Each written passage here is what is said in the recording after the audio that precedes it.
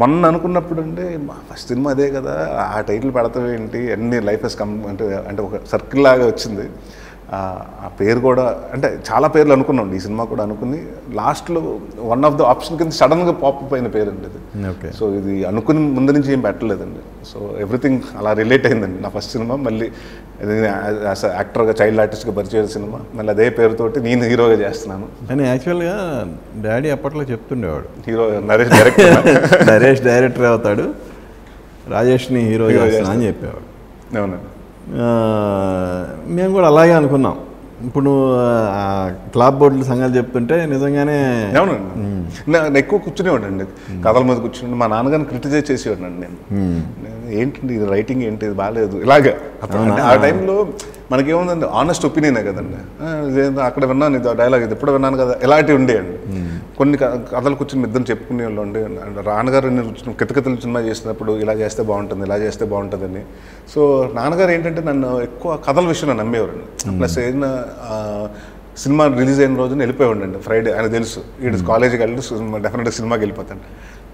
అంటే ఏ రోజున వచ్చి కాలేజ్ ఎంత బంక్ కొట్టే అని ఏ రోజు అడగలేదండి. వచ్చి ఏ సినిమాకి వెళ్ళావు, లగానికి వెళ్ళానండి, ఎలా ఉందండి, బాగుందండి అంటే 2 సార్లు చూశానండి.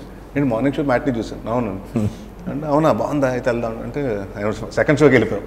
అంటే ఆయనకి ఏంటంటే ఎలా ఉంది సినిమా, బాగుందా బాగాలేదా, అన్ని సినిమాల గురించి అండి. ఇవాళ రిలీజ్ బాగుంది, హిందీ సినిమా బాగుంది వెళ్దాం.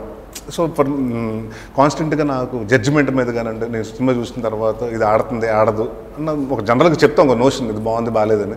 ఆయనకి ఏంటంటే డెఫినెట్గా డైరెక్ట్ అవుతాడు, వీటికి మంచి కథలు అన్నీ బాగా పికప్ చేసుకోగలుగుతాడని ఒకటి ఉండేదండి. సో అంత ఇంటికి వచ్చిన వాళ్ళందరూ కూడా పెద్ద అబ్బాయి బాగుంటాడు, హీరోయిన్ చేయండి, చిన్నోడిని డైరెక్షన్ అంటే బాగాలేడని చెప్పలేరు, అంత డైరెక్షన్ అని చెప్తూ ఉండేవారండి.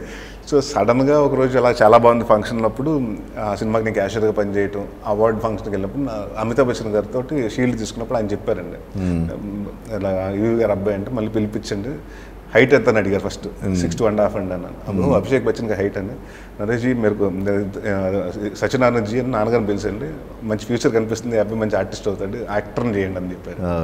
ఆ రోజు వెళ్ళి నాన్నగారికి ఓపెన్ అయితే నాన్నగారు కొంచెం షాక్, ఏంటి డైరెక్టర్ అనుకున్నాం కదా యాక్టర్ ఏంటి అని. దాని తర్వాత బట్ ఆయన ఎప్పుడు డిస్కరేజ్ చేయలేదండి. అవునా ఓకే అని ఫస్ట్ రాజేష్ కంటే ముందు నన్ను యాక్టింగ్ క్లాస్లో జాయిన్ చేశారు. దాని తర్వాత 4 నెలల తర్వాత రాజేష్ జాయిన్ అయ్యాను. So it was very supportive అండి. బట్ ఆయన ఏంటంటే ఏమవుతాడో తెలియదు, చూద్దాం అంటే మనం నో చెప్పకూడదు, ప్రయత్నం చేయనివ్వండి. అండ్ ఆయన ఆల్రెడీ సినిమా చూసి ఆయన షాక్ అయ్యాడు. అంటే నేనేదో అనుకున్నాను వీడు ఆషామాషిగా ఊరికే చేసేద్దాం ఒక ఏజ్లో ఉంటుంది కదండి, జస్ట్ అయిపోవాలనుకుంటాడు, కష్టపడలేదు అనుకున్నాను కానీ బాగా చేశాడని ఆయన మా మదర్కి చెప్పాడండి. మా మదర్ వచ్చి నాన్నగారు నీకు నైట్ కాంప్లిమెంట్ ఇచ్చారండి, అక్కడ ఓకే నన్ను అప్రూవ్ చేశారండి. ఇంకా అక్కడి నుంచి ఆయన నేను ఒకప్పుడు రాజప్రసాద్ గారు జంజాల్ గారు సినిమాలు అలా ఉండాను, నాన్నగారు నాది ఆ కాంబినేషన్ తొట్టి గ్యాంగ్ నుంచి అలా వర్కౌట్ అవుతుంది.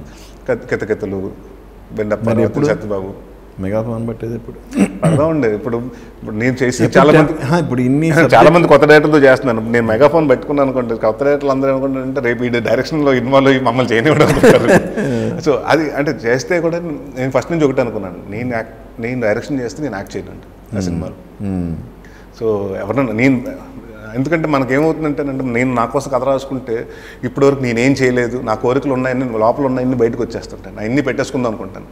అప్పుడు మన కథకి అన్యాయం చేస్తాం. అందుకని బట్ అదే ఇంకొక కొత్త వ్యక్తితో లేకపోతే ఇంకొక ఆర్టిస్ట్ని బయట పెట్టుకుంటే నాకు తెలుసండి ఎంతవరకు కథలో ఎంతవరకు ఉండాలని. సో నేను డైరెక్ట్ చేస్తే నేను యాక్ట్ చేయనండి, అది మాత్రం క్లియర్ 100%.